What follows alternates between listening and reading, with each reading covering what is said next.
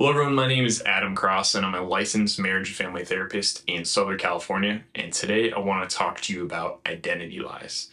I'm a really big fan of Bob Schuchts, Restoring the Glory podcast, and JP2 Healing Center. And Bob Schuchts, in some of his books like Be Healed, Be Transformed, presents kind of a framework for how to understand mental health from a Catholic perspective. And one of the things he talks about are wounds, lies, and vows. And I'm not going to go into depth into that here on this video, but one of the things I really want to kind of touch upon within that is the lies.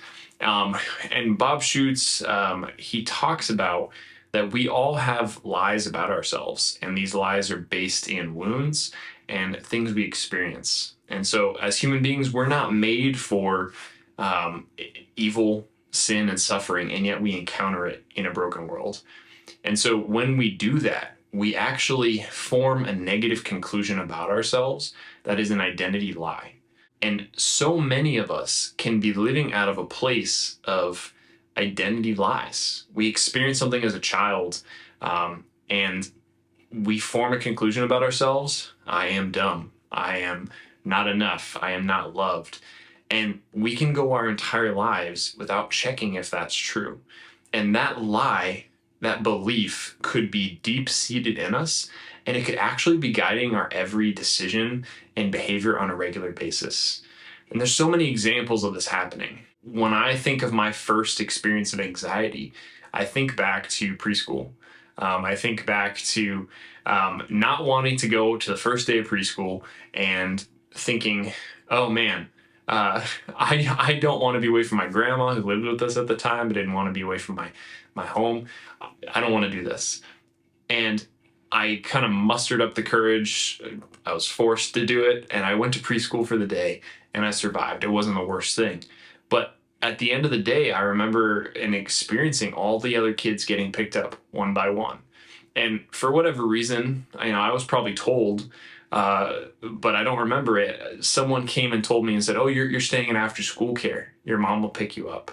I remember experiencing this anxiety and asking, why is my mom going to come get me? Now, my mom was working. There's nothing malicious. She wasn't abandoning me.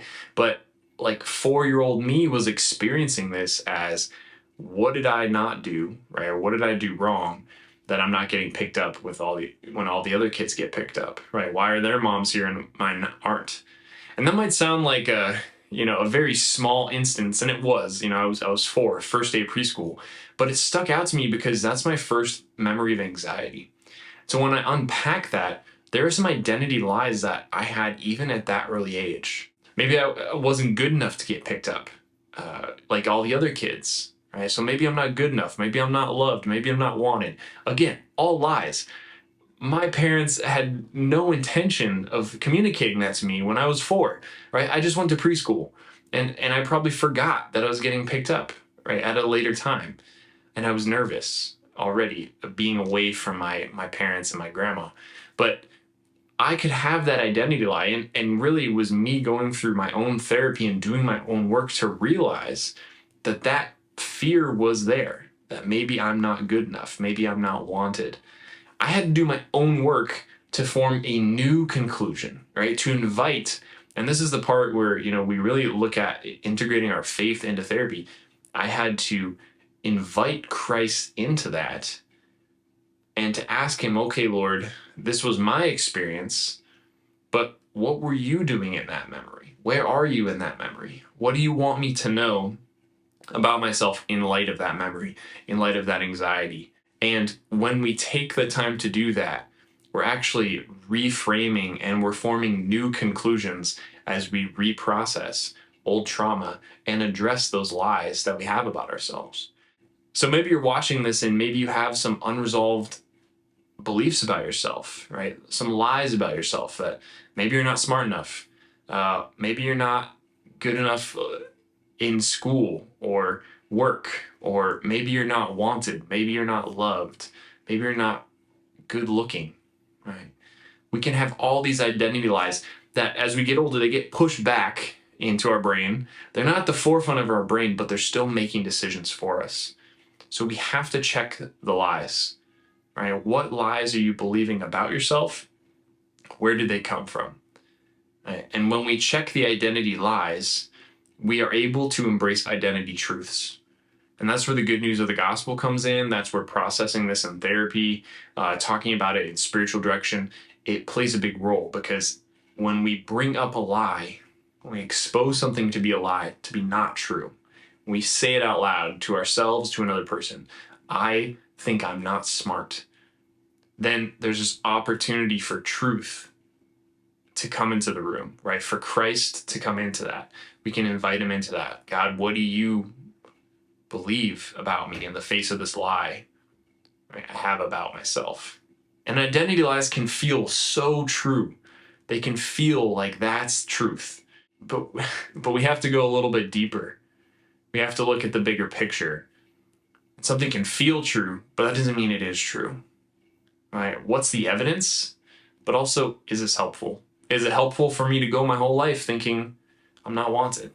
Is it helpful for me to go my whole life thinking I'm not smart enough, right, if the evidence says otherwise? Is it helpful for me to be entertaining these negative thoughts? And if not, if it's not helpful, how can I change how I'm thinking to live in a helpful and a better way?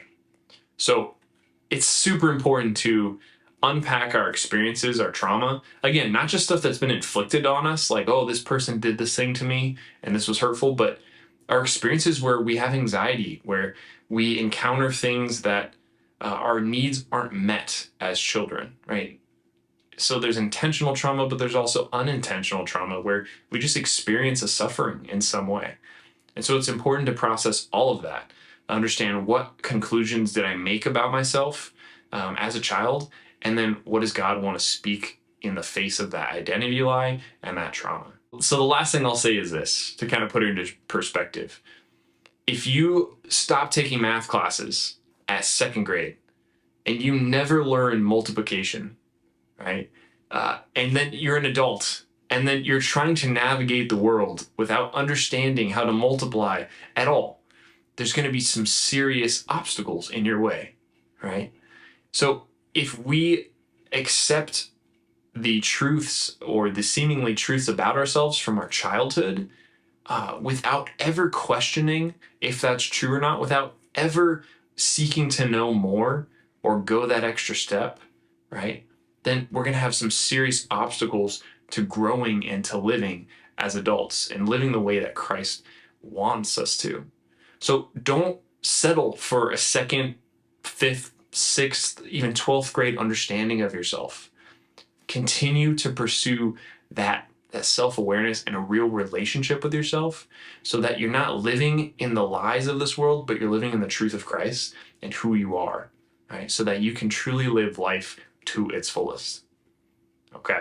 Thank you so much for watching. If you have any comments or questions, please leave them below. I love video suggestions. I know some people have been commenting on that. That is super helpful, so keep that up, and I will be making videos about what you want to hear. So give this video a like and a subscribe, and thanks, and God bless.